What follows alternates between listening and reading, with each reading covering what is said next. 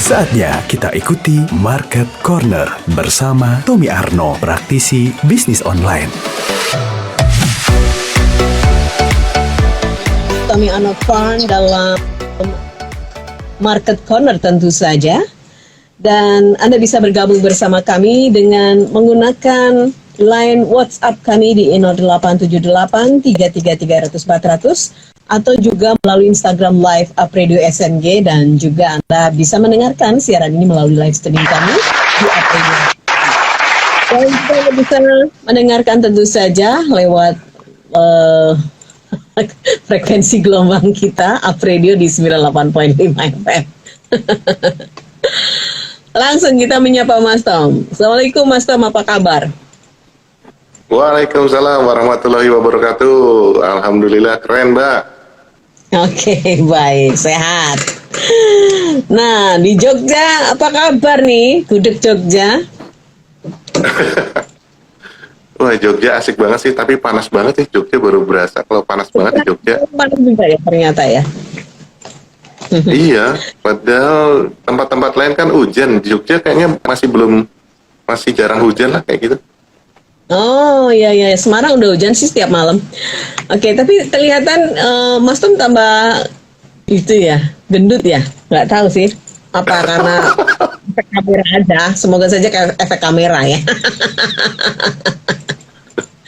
Apa emang tambah gendut sih, Mbak? Oh gitu ya. Aduh, gudegnya tuh enak banget gudegnya. Saya lihat nih, kok tambah lebar. Oke. Kita akan hari ini mengangkat satu tema yang sudah disampaikan oleh salah satu admin ya dalam kiriman WhatsApp-nya. Dia ingin tahu ada strategi-strategi mempertahankan dan menaikkan omset bisnis. Jadi yang selama ini dia ngerasa sih biasa-biasa aja, tidak ada kenaikan, kemudian juga merasa seperti sudah bosan untuk menjalankan karena tidak ada tantangan. Nah, bagaimana cara mempertahankan serta menaikkan omset? Ini bicara bisnis sebetulnya bicara soal waktu yang harus panjang ya Mas ya. Ada ketemu titik jenuh. Silahkan Mas. Iya, kalau apa ya, misalnya kita seorang produsen gitu kan, tentunya ada merek yang sudah kita bikin. Nah, tentunya nanti kita untuk biar omsetnya ikut naik juga, ya kita bahas tentang brand kita, tentang merek kita, seperti itu harus kita kasih tahu, kita cerita lebih detail lagi supaya apa orang menarik kan. Nah, kadang-kadang kita lupa nih, fokusnya ke jualan tapi lupa ke promosi atau branding dari brand kita atau punya brand kita. Kita nggak pernah cerita tentang status-status kita juga, tidak pernah cerita tentang brand kita juga, itu juga lupa itu. Kemudian yang kita lupakan lagi nih, saya sampaikan 3 hal nih, ada 10 sih sebetulnya, tapi 3 hal aja deh. Tadi yang pertama brand, jadi brand tetap kita harus promosikan ya, kita harus personal brand juga atau produk branding juga gitu kan. Yang kedua adalah target pasarnya atau target market kita. Nah, kadang-kadang kita suka lupa tuh. Ya kan, lagi-lagi kita harus tahu target market atau target audiens kita. Kita sapa lagi mereka. Kemudian pelanggan-pelanggan kita yang sudah ada, mana sih supaya mereka repeat order. Kalau kita dulu di siaran kita yang terdahulu kita sempat bikin cecep gitu kan, kita bahas tentang cecep. Kita harus congratulation, kita harus komunikasi sama pelanggan dan sebagainya. Yang berikutnya adalah kualitas produk nih. Nah, mungkin kadang-kadang kita, waduh kok kayaknya saya bosan, tadi kan bilangnya bosan tuh. Ya, kita bisa juga menaikkan kualitas dari produk kita. Ya kan? Kualitas itu mungkin kita bisa menambahkan size-nya, size produknya seperti itu. Sehingga orang tuh semakin melihat, wah, ini kok produknya semakin keren ya. Itu contoh nih yang paling enak adalah roti gembong tuh, roti yang gede itu ternyata mereknya juga banyak, tapi kualitasnya juga isiannya tuh loh Mbak, coklatnya ada serikayanya, wah itu enak banget tuh. Nah, kadang-kadang itu yang kadang kita suka lupa. Kemudian ada juga yang jualan sabun nih, sabun wajah gitu, misalnya ada yang Korean shop gitu kan, ada yang pakai karpol dan sebagainya. Nah, Sehingga akhirnya yang terakhir tadi adalah kualitas dari produk harus kita tingkatkan juga. Sehingga apa? Akhirnya nanti akan meningkatkan penjualan dan otomatis akan meningkatkan omset. Jadi 3 poin ini dulu deh. Brand, kemudian target marketnya, dan yang berikutnya adalah kualitas dari produk kita. Itu dulu deh. Iya. Nah, ini bicara soal branding, ini kesadaran kadang-kadang ya setiap penjual atau ya kita yang berada di sebuah bisnis itu sudah lupa dengan apa Mas rutinitas gitu ya, sehingga ini bisa lupa. Ya, betul. Oke. Silakan, mungkin Jadi kan masih ada kalau yang brand sendiri ada dua ini juga Mbak, ada 2 poin, brand activation dan brand awareness gitu. Nah, brand awareness-nya nih kadang suka lupa juga, banyak orang yang lupa kita gitu. Sebagai produsen maupun kita bukan produsen ya, sebagai reseller atau agen atau distributor gitu. Ya kita tetap harus membahas tentang brand yang ada kita jual. Gitu. Iya, baik. Ini ditanyakan lagi. Ini namanya Inayah. Ini namanya Inayah yang bertanya, Mas Tommy. Dia menanyakan lagi, pentingkah melakukan strategi bisnis berkesinambungan, Mas? Seperti apa cara melakukannya dan apakah ada tip-tip khusus bisnis berkesinambungan? Ya sebenarnya yang tadi kita sudah sampaikan tadi ya, 3 hal tadi, kualitas produknya, kemudian kita coba lihat lagi target marketnya sudah benar nggak sih. Nah target market ini kan yang paling penting adalah ada minat dan kotanya. Kotanya sudah sesuai belum gitu kan? Kota yang kadang-kadang kita tuh semua daerah kita pengen jual kan. Padahal kalau misalnya kita riset menggunakan kemarin Google Trends seperti itu, oh kita jualan kita tuh ada di kota-kota yang tertarget. Nah kita sangat lupa bahwa kota-kota tersebut tuh disambangi gitu loh Mbak. Jadi seminggu tuh misalnya kita mau sikat Klaten dulu. Nah Klaten ini kan di bawahnya nanti ada kelurahannya, ada kecamatannya, itu juga kita suka lupa gitu kan. Nah jadi kadang-kadang kota tertarget itu juga harus kita fokuskan dulu. Kemudian ya itu tadi, minat terhadap misalnya jualannya ke wanita. Nah wanita ini minatnya ke apa aja sih? Nah tergantung dari produk yang kita jual kayak gitu. Nah, itu juga lupa. Yang ketiga tadi brand. Nah brandnya kita suka lupa juga. Yang kita lebih sering minati juga itu jualannya doang. Oh pokoknya jual. Padahal kan kita punya mereknya nih, produk kita sudah punya merek, produk kita juga sudah ada brandnya, sudah ada konten promosinya, itu kadang-kadang suka lupa. Itu aja sih.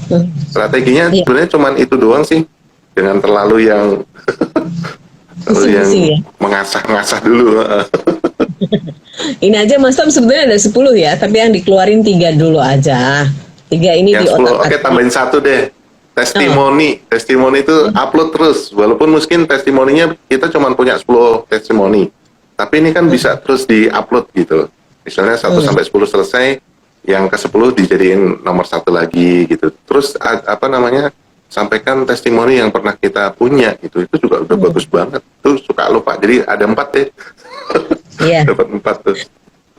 Ini testimoni ini sebuah objektivitas dari orang yang sudah menggunakan jasa kita ya Mas. Jadi bisa menjual ya untuk terus publish gitu. Betul. Ya. Nah riset memang kita agak males juga ya kalau harus menyiapkan segala sesuatunya dengan riset dulu. Maunya langsung hantam kromo, dilempar promo di sosial media, kemudian pengennya langsung dapat orderan banyak, tanpa kita harus menggunakan riset sebagai salah satu pijakan strategi sebetulnya bagaimana produk kita diterima. Dan ini memang harus detail ya Mas, dari kota mana, kemudian sampai ke kelurahan tadi disampaikan Mas Tom juga. Kemudian untuk kalau segmen perempuan beberapa waktu yang lalu juga sering diingatkan sama Mas Tom ya, perempuannya yang seperti apa. Perempuan banyak banget ya, termasuk ukuran ya. Iya itu udah pasti lah, mereka karena sangat detail di daerah-daerah itu kan, soal itu mereka detail. Apalagi kita jualannya fashion tuh, perempuan tuh detail banget lah ya Mbak Santi pasti akan mengalami hal itu juga kan. Jadi aku walaupun belinya mungkin spray gitu kan, aduh spraynya kok 160 kali 200 ya, aku kan kasurku 180 gitu.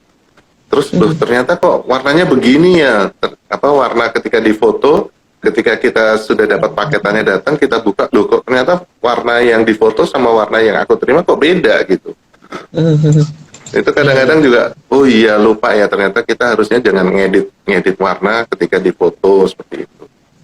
Oh iya, ini penting ya, karena itu sebuah kepercayaan juga. Kalau dari fotonya diedit, kenyataannya beda, ini malah bisa jadi bumerang. Kan? Betul.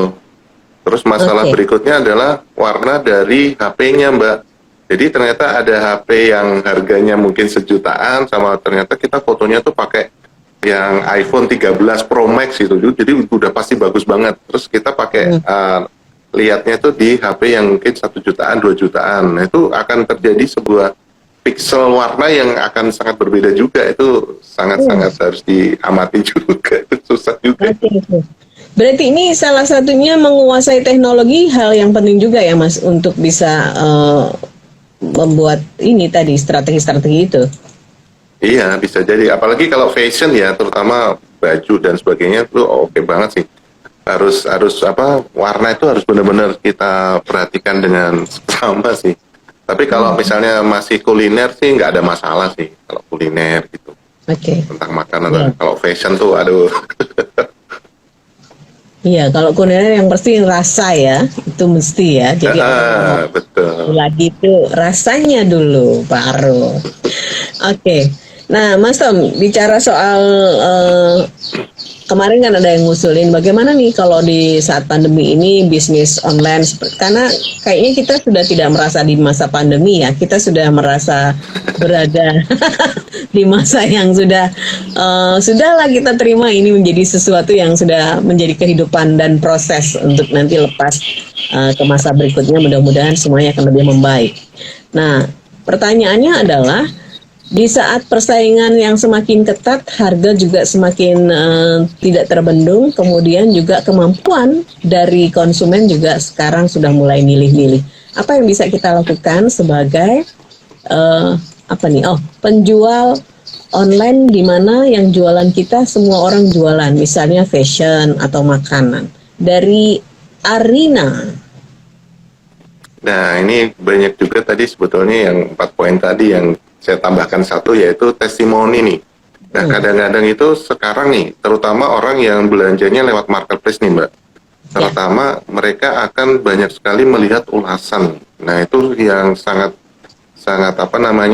hal yang penting sih kalau menurut saya. Juga kemarin ketika di Jogja ini, wah saya butuh belanja nih sesuatu gitu, dan saya akan selalu banyak melihat ulasan. Nah, ulasannya kan sebetulnya jadi testimoni juga. Nah, kadang-kadang orang-orang yang menggunakan marketplace itu lupa nih balas juga ulasan yang ada gitu. Oh, ini produknya bagus, kirimannya bagus. Nah, kemudian suka ada review juga dari kita nih, dari penjualnya. Terima kasih sudah belanja dan seterusnya gitu. Nah, itu harusnya ketika misalnya kita jualannya lewat marketplace dan sudah ada orang yang mengulas tentang produk kita itu bagus, bintang 5 gitu, ya kita juga sampaikan terima kasih dan sebagainya gitu. Sehingga ya balik lagi testimoni ini harus terus diupload gitu.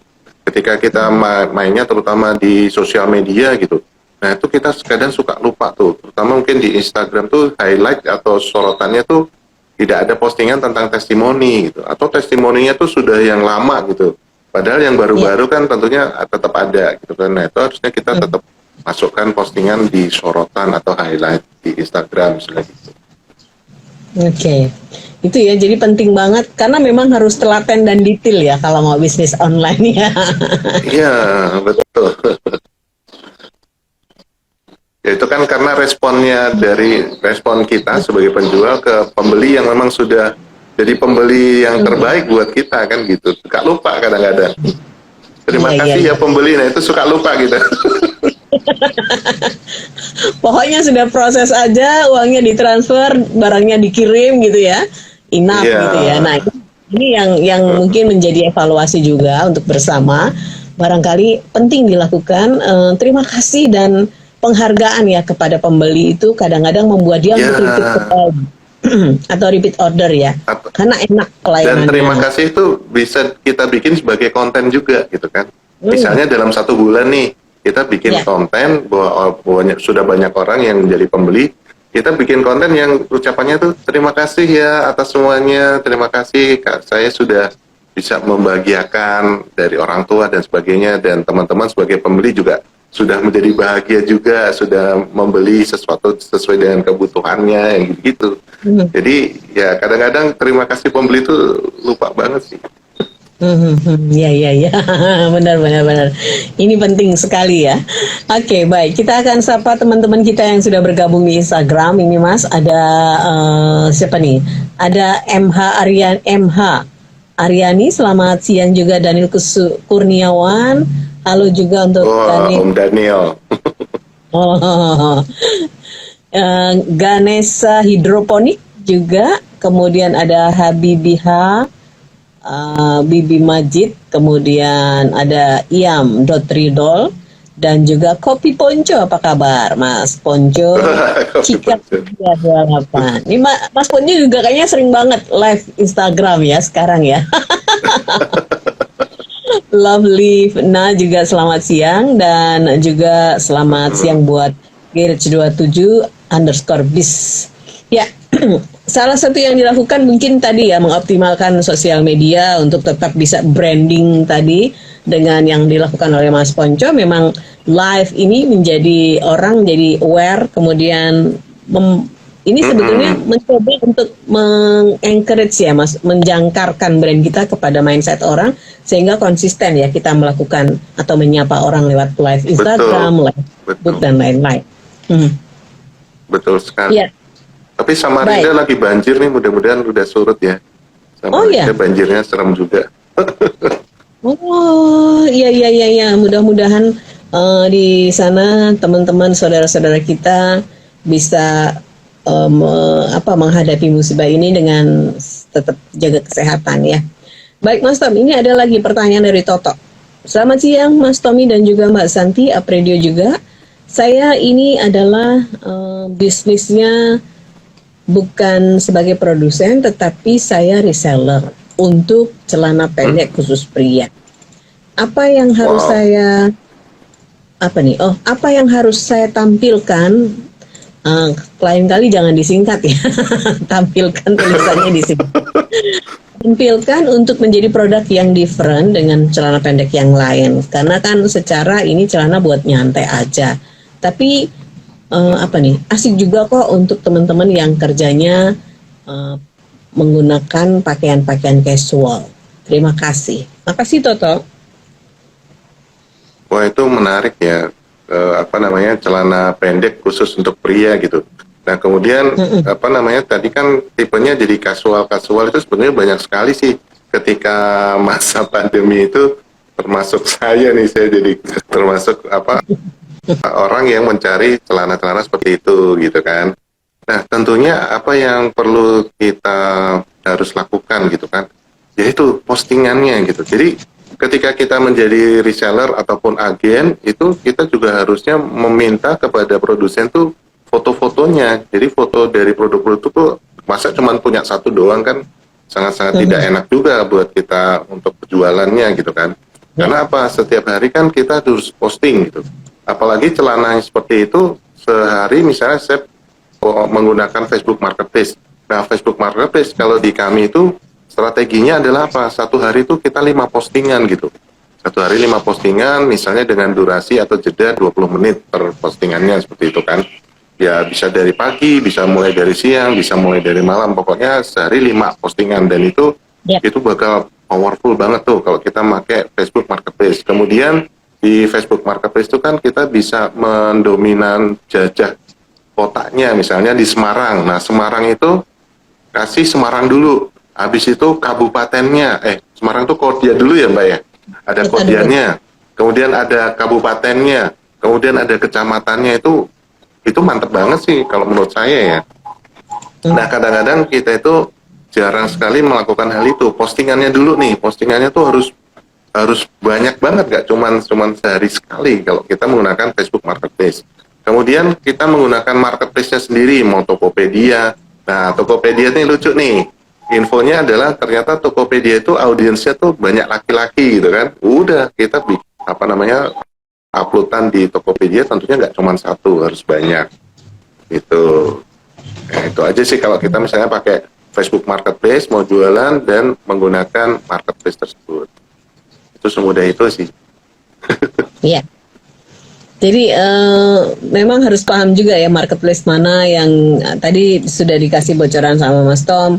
Kalau yang Tokopedia ini lebih gentle ya, lebih cowok-cowok gitu, dan mungkin itu bisa dipakai untuk lebih memudahkan Toto untuk memasarkan produknya. Dan mungkin beberapa ini ya foto-foto orang yang sudah make, karena memang casual itu kan berarti butuh ketika aktivitas apa gitu, testimoninya ditambah dengan foto-foto mereka gitu ya. Bisa seperti itu, testimoni, kemudian nah casual itu larinya kemana sih? Oh ternyata wisata gitu. Sekarang kan tempat-tempat wisata sudah mulai terbuka nih Mbak. Kemudian ada resto atau kafe. Ya, jadi kita bisa menyasarkan ke sana nih. Kamu kalau misalnya lagi suka ke resto, ini bagus tuh, celana ini bagus, wisata dan seterusnya. Atau mungkin cuman sekedar tongko atau nongkrong sama teman-temannya gitu. Dan ini celana ini enak banget, bahannya, jahitannya itu juga bisa kita bahas sebagai konten gitu. Iya. Baik, ini ditanyakan sama Toto lagi. Apakah perlu kita mencantumkan segmen laki-laki umuran berapa gitu, Mas, sehingga lebih jelas mana yang mau kita sasar di produk kita? Oh ya, itu penting banget sih.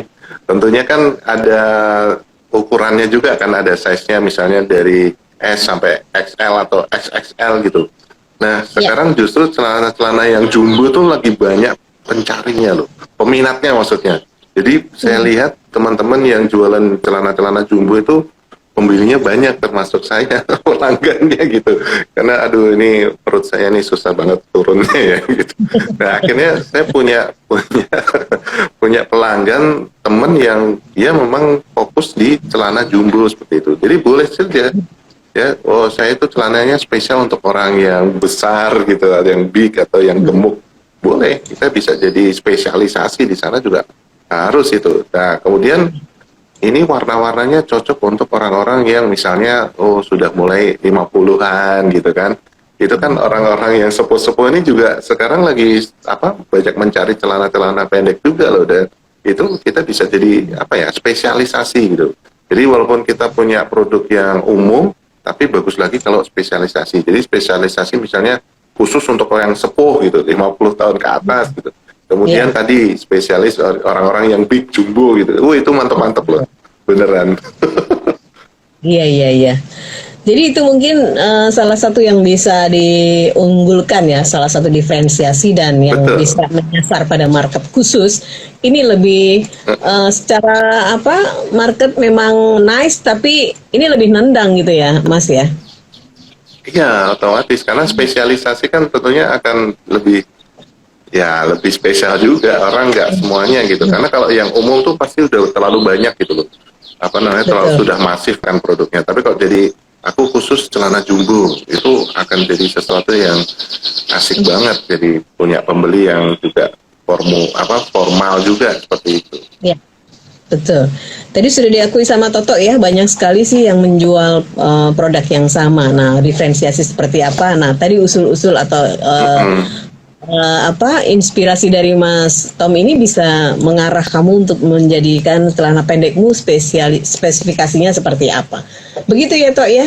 Ini juga Mas Tom sering mengingatkan ya bahwa kita juga harus survei atau harus melihat produk-produk yang sama. Nanti kamu bisa merasakan atau membedakan punya kamu itu yang beda apa, dan yakinlah bahwa produk kamu itu yang terbaik gitu ya. Gitu Tok. Betul. Saya begitu ya Tok ya. Ini ngomong gampang banget. Kalau Mas Totonya juga. Iya maklum. Bedanya saya hanya penyiar Mas Toto. Jadi mungkin saya gampang banget ngomongnya. Semangat Mas Toto. Banyak teman-teman yang lain. Halo propertimurah.id, apa kabar? Ini juga sudah bergabung. Nah Mas Tom, ini menjadi hal yang tidak boleh berhenti memang ya, berjualan, walaupun tidak hanya di online, saya pikir di semua model jualan ini ya, terus harus melihat pasar, harus mengikuti perkembangan dan lain-lain, termasuk bagaimana menjaga sustainable bisnis kita, kemudian jangka panjang dan lain-lain itu tadi ya Mas. Empat hal yang saya akan Betul. ingatkan kembali. Anda harus sadar Anda punya brand dan branding ini penting dilakukan, baik secara langsung atau tidak langsung, tapi harus masif ya, karena ini harus terus diingatkan kepada pasar atau konsumen bahwa Anda punya brand itu. Dan target market ini yang harus lebih detail, lakukanlah riset. Walaupun pertama dulu Mas Tom bilang kalau mau jualan ya jualan aja gitu ya. Jadi nggak usah terlalu banyak mikir yang aneh. Nah, perjalanan baru bisa dilakukan gitu ya Mas, riset dan lain-lain. Betul. Mhm. Nah, bicara soal kualitas nih Mas, sering kan kalau kita nonton di gambar jualan itu mengecewakan. Nah, itu membuat kita jadi agak was-was juga kalau mau beli segala sesuatu. Dipastikan tadi memahami secara teknologi juga. Mas Tom sudah ngasih clue-cluenya untuk tidak mengedit warna. Kemudian kalau makanan sih so far karena penampilan harus menarik gitu ya Mas, nggak masalah ya. Iya, terutama yang kalau jualan kita di fashion tuh jangan sampai edit warnanya tuh terlalu ekstrim gitu. Akhirnya nanti contoh saya tuh lagi tertarik dengan ada kaos polos itu warnanya merah marun Mbak gitu. Itu bagus banget dan ini di sininya tuh nggak ada jahitannya gitu loh Mbak, keren banget ya. Terus akhirnya saya beli, ketika saya terima ternyata warnanya di merah bata gitu. Loh, ini kok di HP saya tuh merah marun gitu, tapi ketika saya terima jadi merah bata gitu. Ya akhirnya mau nggak gimana ya, saya lebih senang merah marun daripada merah bata gitu, karena jadinya nggak sesuai dengan apa yang saya inginkan gitu. Jadi kadang-kadang ya kalau khususnya untuk fashion tuh agak harus jeli juga terhadap warna-warna tersebut. Betul. Baik. Nah, kita lagi saya scroll ini ada yang sudah masuk di WhatsApp. Kita buka, ada Nirmala. Selamat siang Aprilia, selamat siang Mas Tommy. Saat ini kan alhamdulillah ya mulai sudah dibuka kembali beberapa event untuk misalnya pengantin, terus juga untuk tempat-tempat wisata. Saya orang yang bersyukur karena saya ini usahanya adalah membuat souvenir. Tetapi pertanyaan saya adalah sekarang makin banyak yang membuat souvenir karena orang makin banyak di rumah kemarin waktu pandemi, mereka kreatif. Nah, bagaimana cara saya untuk bisa tetap masuk menjadi merebut pasar yang sudah ada? Ada tip-tip khusus untuk teman-teman yang berada di industri kreatif? Terima kasih. Gimana ya kalau itu? Kalau saya lebih cenderung sekarang kan untuk tips souvenir pernikahan gitu misalnya. Nah, sebelum kita jadi powerful juga, kita lihat dulu teman-teman lain yang juga jualan hal yang sama gitu. Ini ada teman saya tuh dari Surabaya, dia tuh souvenir pernikahannya keren banget ya. Jadi dia bisa bikin souvenir item, bisa bikin hampers yang keren-keren banget. Nah, akhirnya dia itu dijadikan dijadikan contekan buat teman-teman yang dari Kudus gitu. Beliaunya kan di Jogja, terus teman-teman Kudus yang juga wedding organizer dan sebagainya yang juga jualan souvenir pernikahan seperti itu tuh ngelihat dia juga, oh ternyata dia bikinnya begini ya. Terus dicontoh yang akhirnya membuat sebuah kekuatan sendiri dari teman-teman yang ada di Kudus. Jadi kita sebelum kita punya ide yang buat kita sendiri gitu, kita juga bisa melihat teman-teman dulu yang jualannya sama dulu. Mereka apa aja sih yang dilakukan? Oh, mereka nawarinnya begini. Oh, mereka bikin bentuknya, polanya begini. Oh, mereka bikin warnanya, bikin customnya. Nah, itu bakal jadi sebuah sesuatu yang kuat banget buat kita. Mendingan itu dulu deh. Karena sekarang punya teman yang jualannya tuh yang sangat premium juga tuh yang jutaan Mbak bikinnya, itu juga banyak sekali pembeli atau peminatnya bagi teman-teman yang sekarang di pandemi kedua ini yang sudah mulai menikah gitu kan, terus izin dari tamu dan sebagainya itu sudah mulai berbanyak gitu loh. Jadinya akhirnya mereka luar biasa sekali. Nah, sebaiknya kalau menurut saya ya sudah kita nyontek aja buat mereka. Iya betul. Jadi gitu ya Mbak Nirmala ya, mungkin bisa melihat teman-teman yang sudah senior barangkali ya, dan model-model seperti apa sehingga nanti saya pikir pangsa pasar itu ada segmen sendiri-sendiri ya Mas. Kalau diibaratkan Ada, itu ya iya. semua jualan apa gitu ya, rezeki itu tidak akan tertukar. Tapi yang pasti Mbak Nirmala terus Betul. bergerak. Dan mungkin inovasi dan kreativitas ini terus dituntut ya, karena kalau souvenirnya itu saja standar, orang kan jadi ini kayak itu. Biasanya kan pasangan pengantin itu pengen souvenirnya agak beda ya, karena itu adalah momen yang sangat sangat luar biasa sehingga orang ini Iya. saat pengantin ini gitu. Jadi lihat-lihat inovasi. Betul banget. Baik, mudah-mudahan Mbak Nirmala tetap semangat karena ini sudah mulai dibuka ya, ada hembusan angin yang cukup segar di bisnis Anda, terutama untuk souvenir-souvenir wedding ya, dan terus bertumbuh. Baik, Mas Tom, ini sepertinya waktu terus berlalu dan kita harus segera mengakhiri perbincangan kita hari ini. Market Corner tentu saja cara mempertahankan dan menaikkan omset bisnis bisa direview kembali, Mas Tom. Mungkin ada yang belum mendengar tuntas tadi. Ya, tadi supaya kita bisa menaikkan omset, tentunya pertama jangan lupa bahwa kita tuh punya produk yang sudah mereknya atau brandnya seperti itu. Nah, di brand sendiri itu kan ada dua hal yang memang harus kita tekuni ya. Ada brand awareness gitu kan, kemudian ada brand activation. Nah, di brand activation itu adalah bagaimana orang sebagai pengguna kita gitu. Jadi activation-nya itu supaya kita tawarkan hal-hal yang mungkin ada diskon sesuatunya, ada promosi yang menarik dulu seperti itu. Yang berikutnya adalah kualitas produk, jangan lupa. Jadi kualitas produk itu harus kita terus postingkan, jadi orang tuh harus dikasih tahu gitu loh, produk kita tuh bagus. Ternyata kita juga pengen bahwa packagingnya nih, ya packagingnya akan dirubah gitu.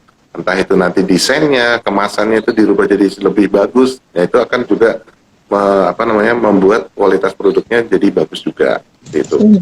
Nah, yang berikutnya adalah yang testimoni, jangan lupa. Walaupun testimoninya kita cuma punya baru sedikit, ya itu terus-terusan harus jadi sebuah postingan di konten kita gitu. Mungkin desainnya dirubah walaupun kata-katanya tetap sama, tapi mungkin template-nya atau background-nya tetap bisa dirubah satu-satu, dan itu akan menjadi sesuatu yang powerful juga. Oh, ternyata nih testimoni alias pembeli dari produk tersebut tuh sudah memberikan testimoni yang bagus seperti itu. Nah, gitu. Iya. Iya, ini dari 10 sebetulnya, tapi Mas Tom berikan 4 saja untuk Anda konsisten dulu di 4 ranah ini. Semoga Anda bisa terus mengoptimalkan segala yang sudah disampaikan Mas Tom tadi dan memberikan advice ya untuk bisnis Anda. Sukses selalu. Yang pasti biasa lah ya, pasang surut, ada konsumen, tidak ada konsumen. Jangan bosan.